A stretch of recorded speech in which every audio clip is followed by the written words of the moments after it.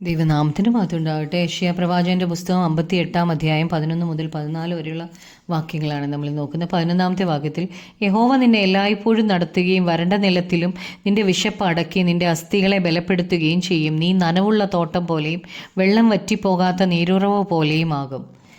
നാം വളരെ പ്രയാസത്തിലൂടെ പോകുമ്പോഴും നമ്മുടെ അസ്ഥികൾ വളരെ വേദന അനുഭവിക്കുമ്പോഴും നമ്മെ താഴ്ത്തുന്ന അവസ്ഥകളിലും നമ്മളെ ഞെരുക്കുന്ന അവസ്ഥകളിലും ഒരു വിടുതൽ ഉണ്ടാകണമെങ്കിൽ ദൈവത്തിന് ഇഷ്ടപ്രകാരമുള്ള ഉപവാസം നമ്മൾ എടുക്കണം. അപ്പം ദൈവശബ്ദം അങ്ങനെയെങ്കിൽ ദൈവശബ്ദം നമ്മൾ കേൾക്കും. ഇതാ വഴി, ഇതിലേ പോ എന്ന് പറഞ്ഞ് ദൈവം നമ്മെ വഴി നടത്തും.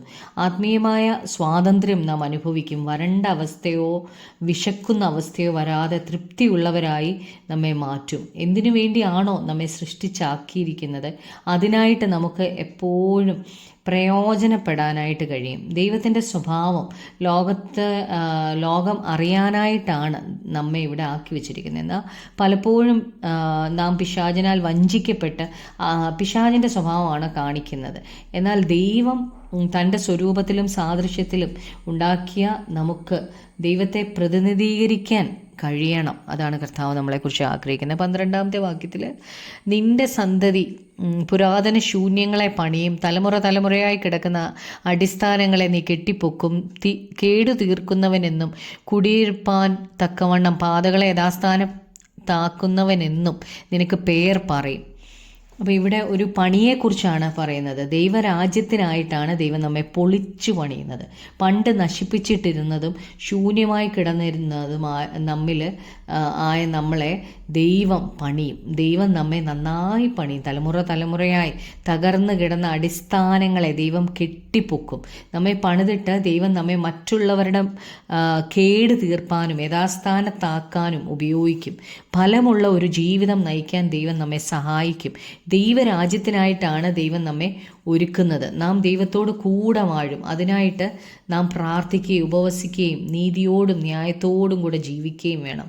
അങ്ങനെയെങ്കിൽ ദൈവം നമ്മുടെ ജീവിതത്തിൽ ശക്തമായി പ്രവർത്തിക്കാൻ ദൈവം നമ്മുടെ ജീവിതത്തിൽ ശക്തമായിട്ട് പ്രവർത്തിക്കും. 13-ാമത്തെ വാക്യത്തിൽ, നീ നിന്റെ വിശുദ്ധ ദിവസത്തിൽ നിന്റെ കാര്യാദികളെ നോക്കാതെ ശബത്തിൽ നിന്റെ കാലടക്കി വെച്ച് ശബത്തിനെ ഒരു സന്തോഷം എന്നും യഹോവയുടെ വിശുദ്ധ ദിവസത്തെ ബഹുമാനയോഗ്യമെന്നും പറയുകയും നിന്റെ വേലയ്ക്ക് പോവുകയോ നിന്റെ കാര്യാദികളെ നോക്കുകയോ വ്യർത്ഥ സംസാരത്താൽ നേരം പോക്കുകയോ ചെയ്യാതെ വണ്ണം അതിനെ ബഹുമാനിക്കുകയും ചെയ്യുമെങ്കിൽ നീ യഹോവയിൽ പ്രമോദിക്കും. 14-ാമത്തെ വാക്യം കൂടെ വായിക്കാം. ഞാൻ നിന്നെ ദേശത്തിലെ ഉന്നതങ്ങളിൽ വാഹനമേറ്റി ഓടുമാറാക്കുകയും നിന്റെ പിതാവായ യാക്കോബിൻ്റെ അവകാശം കൊണ്ട് നിന്നെ പോഷിപ്പിക്കുകയും ചെയ്യും.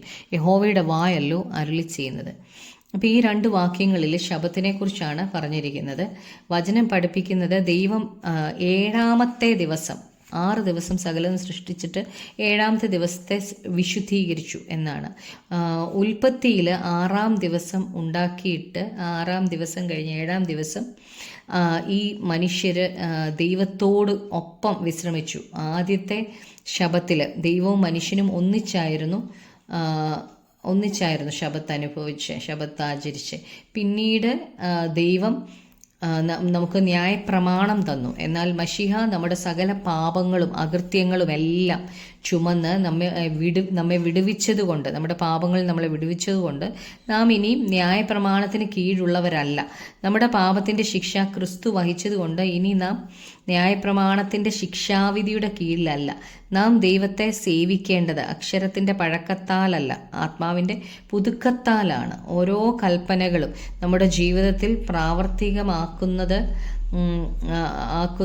ആത്മാവിനാലാണ്, അല്ലാതെ അക്ഷരത്തിൻ്റെ ഇതുകൊണ്ടല്ല, ആത്മാവിനാലാണ് നമ്മളത് പ്രാവർത്തികമാക്കുന്നത്. അപ്പോൾ നാം ദൈവത്തിൻ്റെ നീതിയിൽ നടക്കാൻ സാധിക്കും നമുക്ക്. മർക്കോസ് 2-ാം അധ്യായത്തിൽ യേശു പറയുന്നുണ്ട്, മനുഷ്യപുത്രൻ ശബത്തിനും കർത്താവാകുന്നു എന്ന്. നമ്മെ ദൈവം ശബത്ത് ആചരിക്കാനല്ല സൃഷ്ടിച്ചിരിക്കുന്നത്. എല്ലാ ദിവസവും ദൈവത്തെ നാം സേവിക്കണം, ദൈവത്തിന് നമ്മൾ കീഴ്പ്പെടണം. ശബത്ത് നാം ശബത്ത് വിശുദ്ധ ദിവസമായി ആചരിക്കുന്നെങ്കിൽ നമ്മെ ദൈവത്തിന് സമർപ്പിക്കണം. അതാണ് ദൈവം ആഗ്രഹിക്കുന്നത്. ദൈവത്തിൻ്റെ ഇഷ്ടത്തിനായിട്ട് നമ്മെ കീഴ്പ്പെടുത്തണം. മാനവജാതിക്ക് മുഴുവനാണ് ദൈവം ശബത്ത് നൽകിയത്. എല്ലാ ദിവസങ്ങളിലും നാം ദൈവഹിതം മാത്രം പ്രവർത്തിക്കണം. നമ്മുടേതായ വഴികളൊക്കെ വിട്ട് ദൈവത്തിൻ്റെതായ വഴികളിൽ നാം നടക്കണം. ഓരോ ദിവസവും യഹോവ ഉണ്ടാക്കിയ ദിവസമാകയാൽ നാം ഓരോ ദിവസവും ദൈവത്തിന് നമ്മെ തന്നെ സമർപ്പിക്കണം, ദൈവഹിതം ചെയ്യണം. അങ്ങനെയെങ്കിൽ യഹോവ നമ്മിൽ സന്തോഷിക്കും. മനുഷ്യപുത്രൻ ഇവിടെ പറഞ്ഞിരിക്കുന്ന വചനത്തിൽ പറയുന്നത് മനുഷ്യപുത്രനോ ശബത്തിനും കർത്താവാകുന്നു എന്ന. യാഗത്തിലല്ല, കരുണയിലാണ് ദൈവം പ്രസാദിക്കുന്നത്. നമുക്ക് പ്രാർത്ഥിക്കാം. കർത്താവെ യേശുവേ, അപ്പം അങ്ങ് ഉണ്ടാക്കിയ ഓരോ ദിവസവും, കർത്താവെ അങ്ങ് ഉണ്ടാക്കിയ ദിവസമാകെയുള്ള ഓരോ ദിവസത്തിലും ഞങ്ങൾ അങ്ങയുടെ ഇഷ്ടം ചെയ്ത് ജീവിക്കാനാണല്ലോ അങ്ങ് ഞങ്ങളെക്കുറിച്ച് ആഗ്രഹിക്കുന്നത്. ഒരു ദിവസത്തിനും ഉള്ള പ്രത്യേകതയല്ലല്ലോ കർത്താവെ. എല്ലാ ദിവസവും ഞങ്ങൾ അങ്ങയുടെ വിശുദ്ധ ദിവസമായിട്ട് ഞങ്ങൾ ഓരോ ദിവസത്തെയും വിശുദ്ധ ദിവസമായി കാണുവാൻ ഞങ്ങൾക്ക് കൃപ തരണമേ. വ്യർത്ഥ സംസാരത്തിൽ ഒന്നും ഇടപെടാതെ കർത്താവിൻ്റെ ഇഷ്ടം ചെയ്യുമ്പോൾ കർത്താവെ അനേകരുടെ കേട് തീർക്കുവാനൊക്കെ അങ്ങ് ഉപയോഗിക്കുമല്ലോ കർത്താവെ. അങ്ങയുടെ മഹത്വത്തിനാക്കി ഞങ്ങളെ തീർക്കണമേ. പ്രാർത്ഥന കേട്ടതിനായി നന്ദി. യേശു ക്രിസ്തുവിൻ്റെ നാമത്തിൽ തന്നെ. ആമേൻ.